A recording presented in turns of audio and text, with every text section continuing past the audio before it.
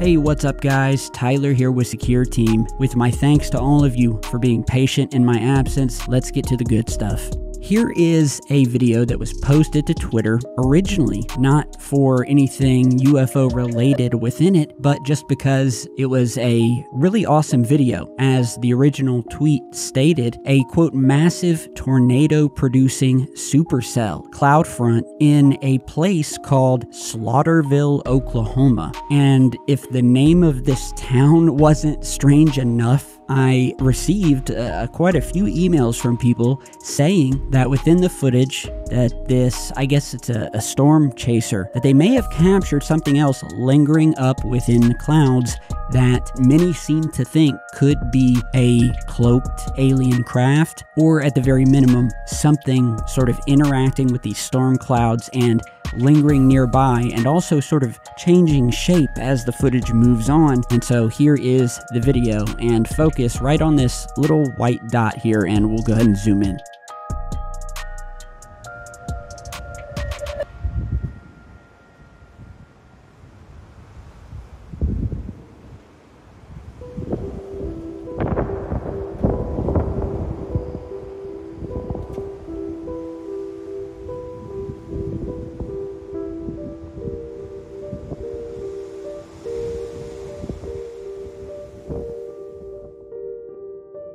As we've zoomed in here, we can for sure say that we see, all of the people that have messaged me about this could see, you know, this circular white semi-translucent orb-shaped thing sort of just hovering right ahead of and above this massive supercell. And the way this looks, it just appeared a little strange to me.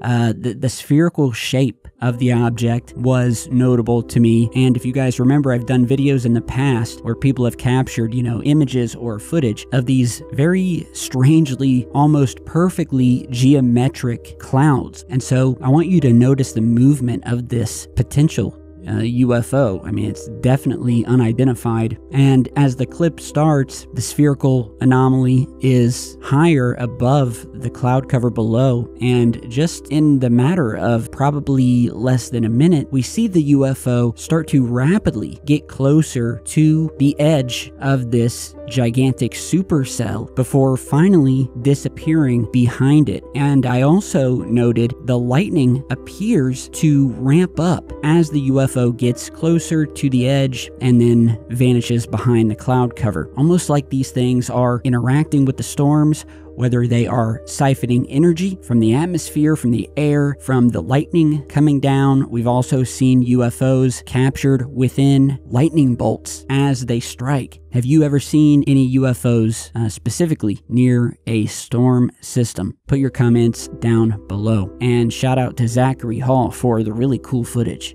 Now next, I want to dive in with you guys on probably the biggest UFO related headline that has occurred recently while I was gone and really captured the attention of UFO researchers and enthusiasts worldwide. And that is that the US military, the Department of Defense, has declassified never before seen UFO videos. New UFO videos. We have 3 new clips that have been released by yet another newly established governmental UFO hunting program. But in a nutshell, back in 2022, the Pentagon established this new UAP anomaly hunting program called AARO, which stands for All Domain Anomaly Resolution Office. And so the AARO recently presented declassified videos to the Senate Armed Services Subcommittee. And they were played for these senators by the head of the AARO program,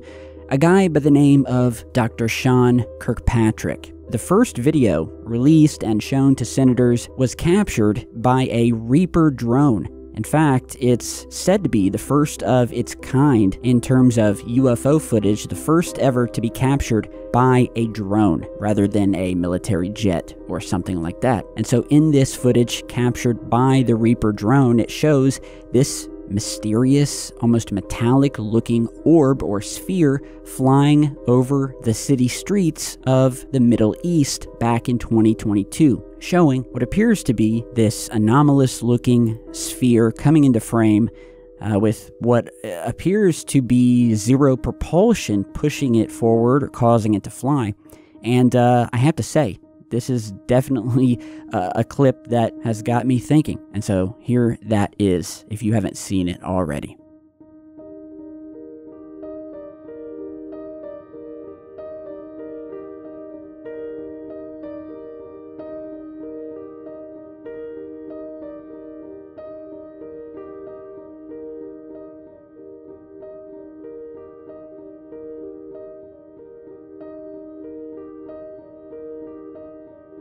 Okay, so pretty straightforward. I like that the video is, it's regular color spectrum. We can see it. There appears to be sunlight glinting off of it. This has sparked a huge debate online, on Reddit, on Twitter, everywhere. And of course, as with most of the government's past UFO releases, or really any information or data that they have released since around 2017, when they suddenly came out and began leaking clips like Go Fast and Gimbal, we really don't get a whole lot of information other than, hey, it was taken in the Middle East by a Reaper drone, and that's pretty much all we know. Now, the second video featured in this Senate hearing occurred and was filmed over South Asia using an MQ-9 forward-looking infrared video sensor, revealing an object flying in and out of the frame. And with this being infrared footage, here we are seeing in a spectrum captured by the camera that we are not able to visually see with our own eyes, and it's also picking up various heat signatures that are coming from the object. So it's a mixture, and then the software in the camera has to extrapolate all of that data and create an image. So, when it comes to infrared footage like what you're seeing here, the second UFO captured over Asia, it's really hard to tell what the actual shape of this UFO is. The AARO and Mr. Kirkpatrick even stated that the second object in this video you're seeing is likely a commercial aircraft. Why am I showing you this? So the first one that I showed you, we don't have resolved yet, right? That is an unresolved case we are still studying. This one we can resolve, but this is the kind of data that we have to work with and the type of analysis that we have to do, which can be quite extensive when you have to pull these apart frame by frame.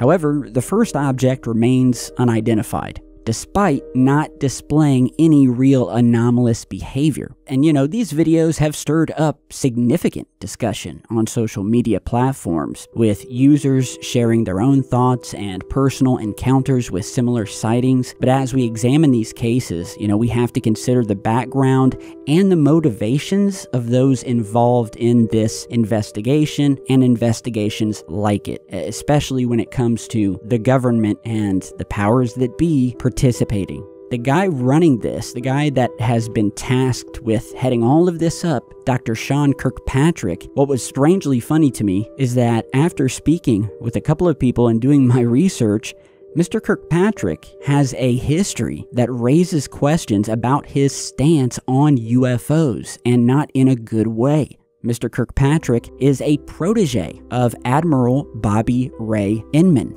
Admiral Inman served as the Director of Naval Intelligence from 1974 to 1976, as well as the Deputy Director of DIA, the Director of the NSA up until 1981, and the Deputy Director of the CIA from 1981 to 1982. Not only was the Admiral a member of Bohemian Grove, but it's well known that he totally rejected and rejects in general the hypothesis that UFOs are of an extraterrestrial origin. And the man that they have placed at the forefront of running this new all-domain anomaly resolution office was a protege of the admiral who vehemently rejected any link between UFOs and beings from off of this planet. So it's kind of strange, and obviously Mr. Kirkpatrick's connection to Inman would have to have an influence on his approach to UFO/UAP research, perhaps even predisposing him to totally debunk this phenomenon as mundane and natural, which is pretty much what he has done and what he did during his presentation to the senators of this footage, where after he broke the news and released the footage, he almost immediately got to work basically debunking it, saying that,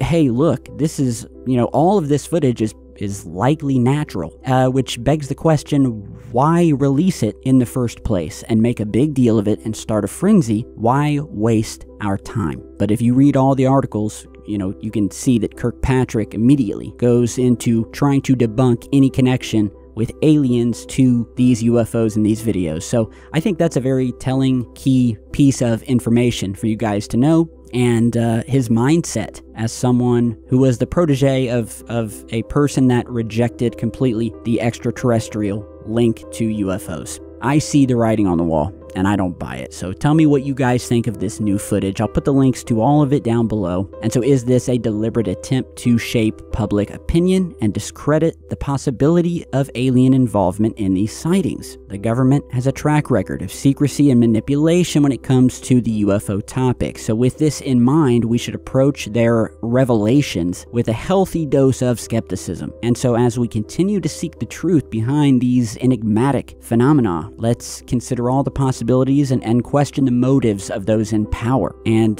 as always, we'll continue to do it with an open mind. So let's move on now. A video capture from one of the SOHO satellites that currently orbit around our sun, we see another one of these massive looking spherical objects quickly moving away from the sun right as it is ejecting plasma out into space. And so you're seeing that footage here. And the object, as I will call it, we'll just say the UFO is seen in multiple spectrums, visual spectrums. And so in this footage, which unfortunately is vertical, which is what I was sent, we can see the rays of the sun popping out. Now the sun, if you're not familiar with these satellites and how the footage is posted online, the sun is actually inside the white circle, and the satellite has a small disc right in front of it that blocks out the sun. That way it's able to capture footage without being completely blinded by the sun's rays. And sure enough, we see the same orb-like structure that we have encountered countless times in the past and featured here on the channel. Our sun is a hub for totally anomalous and obvious UFO activity, with the top theory being that aliens, or at least a certain portion of these beings, are using the stars that they come across in whatever galaxy or local solar system to recharge their ships, to siphon energy, which is really a brilliant idea. And it's something that we on Earth here are still trying to figure out, although we just can't seem to really get there. And, we've seen footage like this before. There was one particular piece of footage where it showed another giant orb that looked to almost be sucking plasma from the sun in this sort of funnel and then detaching before moving away at a very high rate of speed. But when it comes to UFOs in general, we have seen them proliferating around our sun in all shapes and of all sizes. This looks like a solid object to me, but put your thoughts down below. And thanks to the viewer who sent this in, let's head over to our moon. And I want to discuss a tweet that was posted recently by the account called Eculus, which is actually the code name for a deep space spacecraft launched out of Japan in order to run tests and collect data as it cruises in between the Earth and the moon. And so they posted this tweet with this semi-close-up image of the moon and its terminator line, where we have half of the moon in darkness and half being hit by the sun. They state in their tweet, "We did it. successfully photographed the day-night terminator line on the far side of the moon. As I was scanning over this image, and other people emailed me about this and they saw the same thing, I noticed right here at this northern crater something really, really strange, just kind of popping right out at me, and it should for you guys too. But if you haven't seen it, I want you to put your attention right here to this almost perfect T-shaped structure casting a shadow sitting in the middle of the crater being hit by sunlight. Notice how strange and just different and artificial this thing looks compared to anything else in this image. And there may be more. I haven't got to thoroughly take the time to really study the image, but this just pops right out. So we'll go ahead and zoom in here and just look at that. That looks unnatural to me. That looks built. That looks like a structure. And whatever it is, it's massive. There are a couple other little structures in the crater and around the edge. So yeah, guys, tell me what you think of this. I love sharing lunar anomalies with you guys. I love making videos about them. That's why I started the channel. And if you want to see some of the totally epic evidence of alien activity, whether current or in the past, click on that playlist down below. Go through every video. I promise you, each video holds something new, something fresh, and some of the craziest footage that I promise you guys you have never seen. So tell me what you think about this down below. Hopefully we'll get some more photos from this Japanese space probe, and we will continue to report on that as well as anything else that relates to this topic. All I can say is that I'm happy to be back. I'm happy to be back in the fight for truth, and I appreciate all of you that stuck with me. Thank you to my YouTube members, to my Patreons who support. I'm glad to be back, and I will see you with another video, which I'll also post to all of my social medias, Instagram, Twitter, Facebook. Head over there, follow me, stay tuned, stay safe, and I'll see you guys on the next one.